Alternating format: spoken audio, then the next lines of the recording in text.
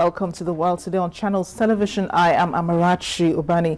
Let's begin with the latest we've learned now about the abduction of the girls in Chibok. A new video released by the Boko Haram sect claims to show around 100 girls kidnapped from the school in Borno State. A man who claims to be the sect's leader, Abubakar Shekau, says that the girls will be held until all imprisoned militants have been freed. He adds that the girls had converted to Islam. The video released today purportedly shows the girls praying. 3 of them are reportedly shown speaking in the 17-minute video obtained by French news agency AFP wearing the full-length hijab. 2 girls say they were Christian and have converted to Islam, while the other says she's Muslim. The video, whose authenticity cannot be verified, shows the girls dressed also in black and grey hijabs and reciting the Quran as they make Islamic declarations of faith. The man who claims to be Shekau appears in a separate part of the video, but never with the girls. Boko Haram abducted more than 200 girls from Chibok on April 14th and has threatened to sell them. Hawa Abdu.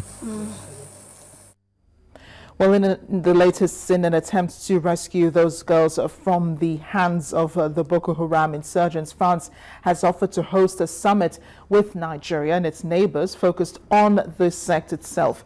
President Francois Hollande says that he has proposed with Nigerian President Goodluck Jonathan to hold a meeting with the countries bordering Nigeria, and that if the countries agree, it should take place on Saturday in Paris. President Francois's aides say that the leaders of Nigeria, Benin, Cameroon, Chad and Niger might attend, and that Britain and the European Union, as well as the United States, would also likely be present as well. A French priest was released in December after being kidnapped the previous month in northern Cameroon. That's a region where Boko Haram is known to operate. A group kidnapped a French family of 7 on holiday in the region in February 2013. And released them the following April. Global outrage over the Boko Haram abduction of over 200 girls last month has focused attention on the group now, which has destabilized large swathes of northeast Nigeria and its neighbors. Well, the abduction of the girls from the school in Chibok has brought a lot of attention to Nigeria, good or bad. While international intervention has been welcomed by all, it does raise a question about what sort of support the international community has been offering Nigeria all of this time before the abduction. But international affairs analyst Dr. Femi Adegbolu explains that there's been a lot of support in the background that has not been visible to the public. That they have not come to Nigeria to actually help in checkmating them does not mean that they are not fighting them. Remember, when we talk about franchise with let's say the Al-Qaeda in the Maghreb, for instance, in Mali and other sub-regions. So they are, international community is encountering them here and there. And Boko Haram is part of this. It's just that they have not come to Nigeria like they have done now to say, okay, Boko Haram, we are declaring all out war against you. Of course, the international community recognizes them as terrorist organizations and they may be fighting them at that level. But maybe engaging them in a particular, this is a virtual war, really. We don't really have a particular battlefront where they engage them. But at the other level, I think the international community have been doing that. But the fact that maybe Nigeria had not at any time invited officially that come and help us like they did now. So that is why we've not actually seen the result of what the international community is doing. Dr. Femi Adegbolu is an international affairs analyst. You can watch more on that interview on Diplomatic Channel. It airs at 8:30 p.m. today. And the trial of South African Olympic athlete Oscar Pistorius is entering its final week, with the defense set to conclude its case by Friday. A double amputee Paralympian denies intentionally shooting dead his girlfriend, River Steenkamp, last year. But at today's trial, a psychiatrist said that the athlete had an anxiety disorder and was anxious about violent crime in South Africa. Meryl Voster also claimed that the athlete endured bouts of anxiety during his childhood. The prosecution has now asked that he is referred for mental observation.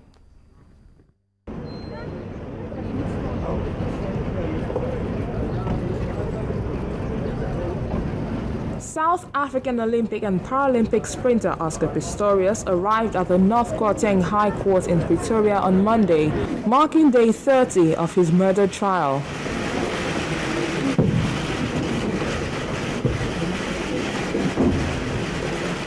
Prosecutor Jerry Nell continued to cross-examine defense witness ballistics expert Tom Woolley Wolmerans, who on Friday contradicted some aspects of the defense's case. My lady. Are you saying that a court never rejected your evidence? I don't know about it, my lady. 27-year-old Pistorius is on trial for the murder of his model and law graduate girlfriend, Eva Steenkamp. He claims he fired 4 9mm bullets after he mistook Steenkamp for an intruder who had broken into his luxury Pretoria home in the early hours of Valentine's Day last year. But the state alleges that he shot her in a fit of rage after the couple had an argument. The trial, which has been running since early March, has drawn huge interest internationally and in South Africa, where it has been broadcast live on a dedicated cable television channel. Pistorius, who had his lower legs amputated as a baby, is one of the most recognized names in athletics, competing against able-bodied sprinters on carbon fiber prosthetics.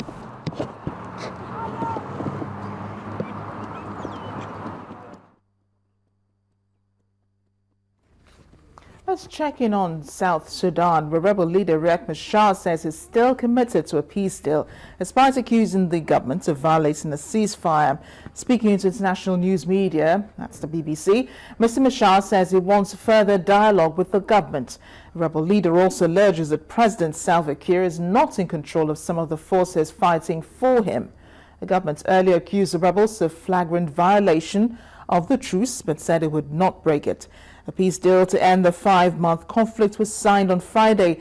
Thousands of people have been killed in the meantime, at least 1.5 million of them displaced, according to UN estimates. Some 5 million citizens of the world's newest country are currently believed to be in need of emergency aid and are facing mass hunger. We're back in South Africa. Union officials say 2 workers of the country's Lonmin strike-hit platinum mine have been killed, threatening the firm's plans to end the industrial action this week. Lonmin, the world's